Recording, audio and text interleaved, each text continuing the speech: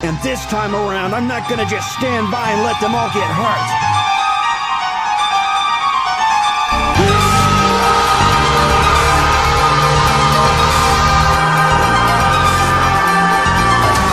There's no stopping him! Brakathe Yahweh, Brakathe Yahushai, Brakathe Yahweh, Brakathe Yahushai, Brakathe Yahweh, Brakathe Yahushai, Call Laim Yahweh, Ba'ashem, Yahushai, Ba'ashem, Rakal, Kadash. Peace and blessing to the sincere men, women, and children, diligently in the spirit of Yahweh, Ba'ashem, Yahushai, making a call and election sure. So I'm going to bring on these two articles. First, it's like this one is Iran, China, and Russian axis threaten U.S. and Israeli interests. This is the U.S. must continue to build a strong strategic coalition across the Southwest Asia to enhance security and help offset the impact of a China-Iran and Russia-Iran agreement.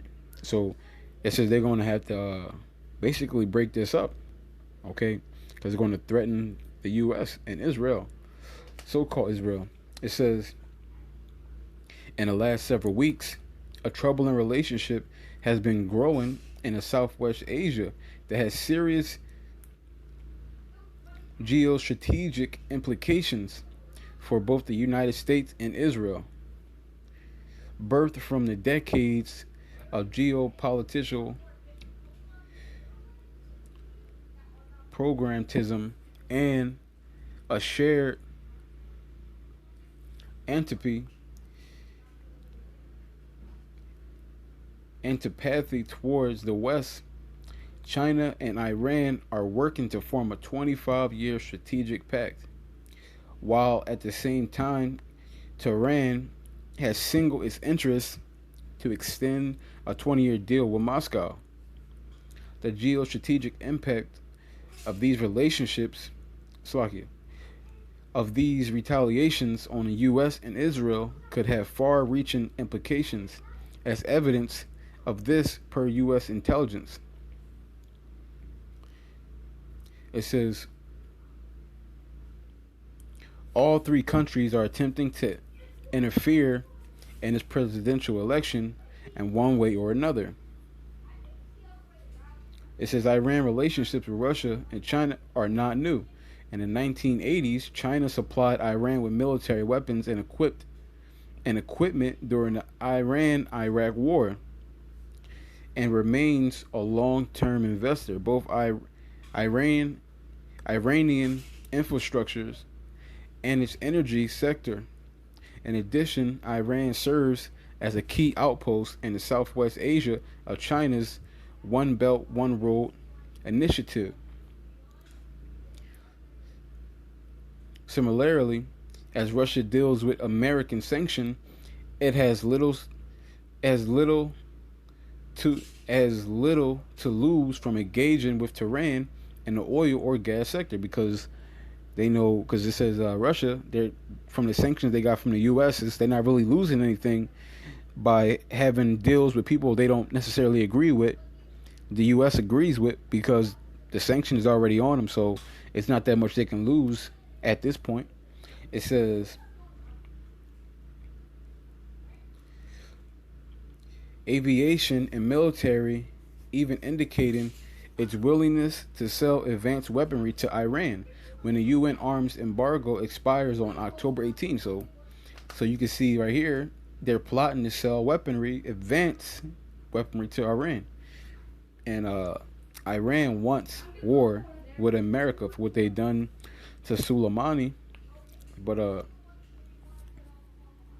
going to go over to this one.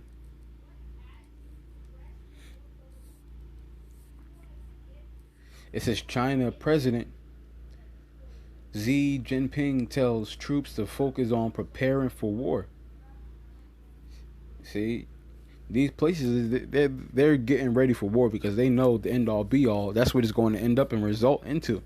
It's a war with obviously the U.S. and Israel. It says Chinese President Xi Jinping has called on troops to put all their minds and energy on preparing for war. In a visit to a military base in the southern province of Guangdong on Tuesday, according to state's news agency. It says during an inspection of the People's Liberation Army Marine Corps in Chaozhou City, and Xinhua says Xi told the soldiers to maintain a state of high alert and called on them to be absolutely loyal, absolutely pure, and absolutely reliable. The main purpose of Xi's visit to Guangdong was to deliver a speech Wednesday commemorating the 40th anniversary of Shenzhen Special Economic Zone, which was established in the 1980 to attract foreign capital and played a vital role in helping China's economy become the second largest in the world. But the military visit comes as tension between China and the United States remain at their highest point in decades. See? And the same thing from the other article. Okay? China and Iran and Russia are basically linking up, and they are fully expected and ready and willing to go to war with U.S. and Israel. Okay, the elites, and we know that's prophecy. That's a part of prophecy. It says, with disagreements over Taiwan and the coronavirus pandemic creating sharp divisions between Washington and Beijing, you know, Trump saying the China virus.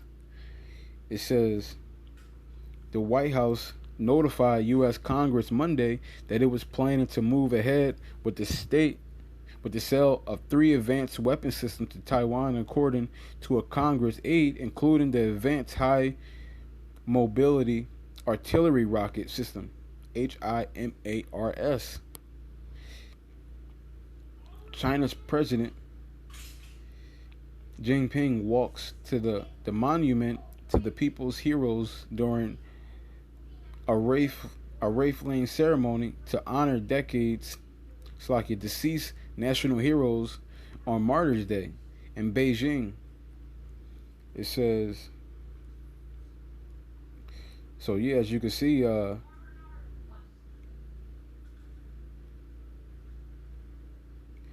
says despite the Chinese government's disapproval, relations between Washington and Taipei have grown closer under the Trump administration. In August, U.S. Health and Human Services Secretary Alex Azar became the highest level U.S.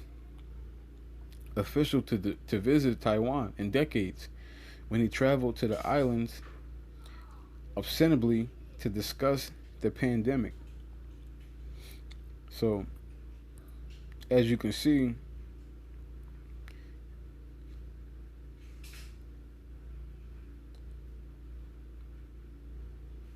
it says China and Russia are using predatory economics, political subversion, and military force in an attempt to shift the balance of power in their favor, and often at the expense of others, he told the audience. And like I said, from this article and the past one, you got China, Russia, and Iran all pretty much linking up to come against the U.S. Okay, which is supposed to happen. Let's get this right here. Joel chapter 3 and verse 10. It says, beat your plowshares into swords and your pruning hooks into spears, and let the weak say I am strong. Okay, and these small nations, okay, because America used to be the top power, the biggest bully on the block, right? But now the weak are saying I'm strong. Okay, we can rise up. China, Russia, Iran, we can rise up, and ultimately, we know that Russia is going to lead the charge in bringing Babylon down, right, with their nukes, as well as Yahweh Shemi Shai and the chariots. But it says, assemble yourselves and come, all ye heathen, and gather yourselves together round about thither. Cause thy mighty ones to come down, O Yahweh.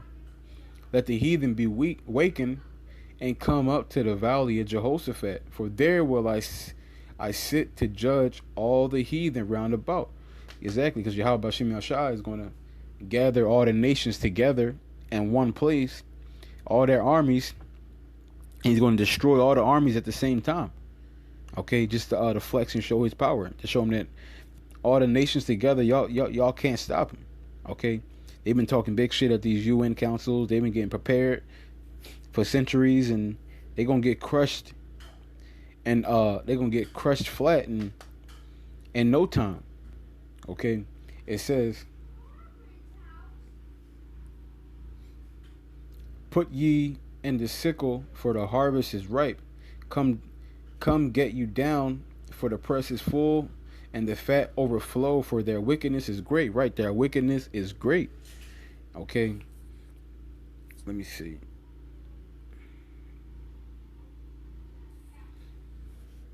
Yeah, because this place is going down. Okay, and it's not going to be a good time here. Let me see. Revelation 18:21, and a mighty angel took up a stone like a great millstone and cast it into the sea, saying, "Thus with violence shall that great city Babylon be thrown down, and shall be found no more at all." And Babylon is going down. Okay, great Babylon. And not only great Babylon, but also these other heathen nations. They're going down as well. Okay. And it says with violence. It's not going to be a peaceful transition of power. Okay, it's going to be a violent taking. Okay, yeah. Daniel spoke about the saints are going to take the kingdom, starting with Yahweh Bashim Yahushua. But with that, I want to give all honor and glory to Yahweh Bashim Yahushua, Bashim Rakal Kadash, Adawan Ratazatam, Tamayim Aki and Wa, Akwafim Yakal. Shalom.